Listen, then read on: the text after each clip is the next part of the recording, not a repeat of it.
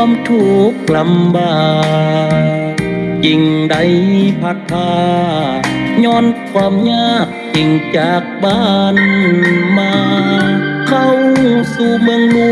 วงความมุ่งหวังสอกหาเงินตาความหวัง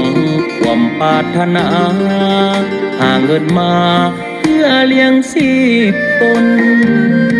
เป็นคนบ้านนอกมาโศกเฮ็ดเวียกงานท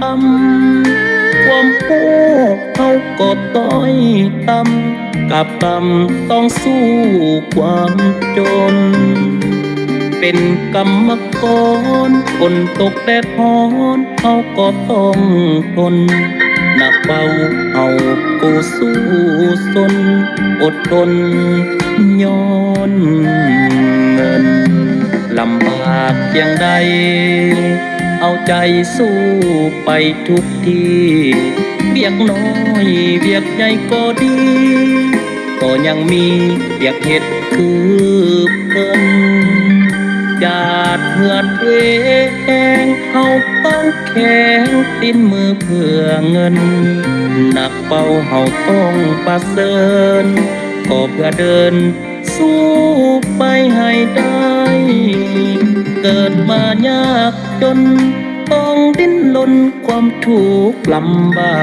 กถึงว่าครอบครัวทุกข์ยากเขาต้องจากความทุกข์พ้นไปหากว่าสัตว์นี้บ่มีสาวใดสนใจโอเพียงมีเงินคำใสเขาก็ภูมิใจตราบสู้ชีวิต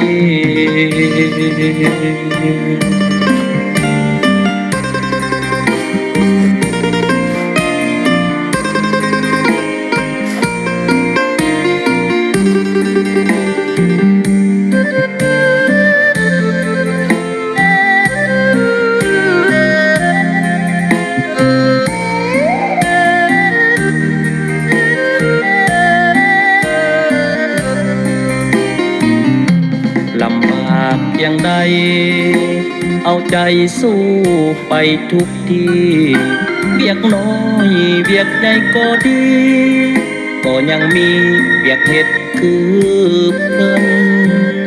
จาดเหือดเองเขาต้องแข็งตินมือเพื่อเงินหนักเบาเขาต้องประเสริญก็เพื่อเดินสู้ไปให้ได้เกิดมายากจนต้องดิ้นรนความทุกข์ลำบากถึงว่าครอบครัวทุกข์ยากเขาต้องจากความทุกข์พ้นไปหากว่าสัตว์นี้บ่มีสาวใดสนใจโอเพียงมีเงินคำใสเขาก็ภูมิใจตราบสู้ชีวิต